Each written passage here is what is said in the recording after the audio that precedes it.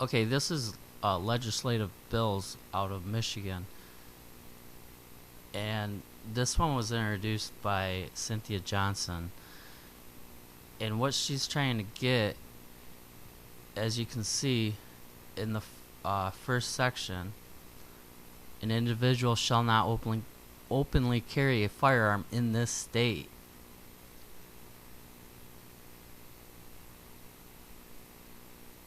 Unless you're doing any of these other things. Target practicing, hunting, or unless you're a peace officer, you're on your own property, organized militia, who has registered with the Department of State Police. So Cynthia Johnson does not want anybody to be able to walk around with a firearm. And that's just ridiculous. She's out of Detroit. She's trying to revoke people's constitutional rights. I mean, are these the kind of people that we want in office and telling us what to do? Not that we need people to tell us what to do, but we don't need people like this. Okay, that one's definitely upsetting. Okay, let's go to the next one, and just be mindful of this one as well. This one's supported by a few people. We got Eisenhower, Wozniak. Okay, list goes on. And this one is to regulate more of your rights, your constitutional rights, and to diminish your rights. And actually, this one is even worse because it can't be worse than this one. Gives all the authority to police agencies, retired police officers. Unless you are in some kind of government capacity, then you essentially cannot carry a firearm or own one, for that matter. Or you can't carry into these areas, gun-free zones. This is trying to make more gun-free zones. A child care center, a sports arena or stadium, a bar or tavern, any property or facility owned or operated by a church, entertainment, hospital, dormitory. And then it goes on to give exemptions. Individuals licensed, who is employed, contracted, provide security services. And it basically, just take a look at it. It gives government the permission to carry firearms, and you cannot. And that's just another tactic to strip your rights. And this is why we have to be on these people, because this is not what we want. This is craziness. To have the government only to carry firearms. And unfortunately, there's people like this out there. And they're pushing this stuff. I mean, it's right here. House Bill number 4200. Alright, let's go to the next one. And this one, now if you're a felon, you can't carry a firearm in Michigan. However, there's certain provisions that Michigan has enacted to make it easier to restore your constitutional right to carry a firearm. You got to remember, it's a constitutional right.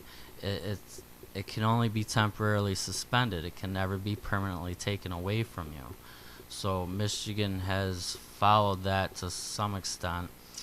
So let's look at House Bill 4497. Now this is a misdemeanor crime of domestic violence. Convicted of a misdemeanor crime.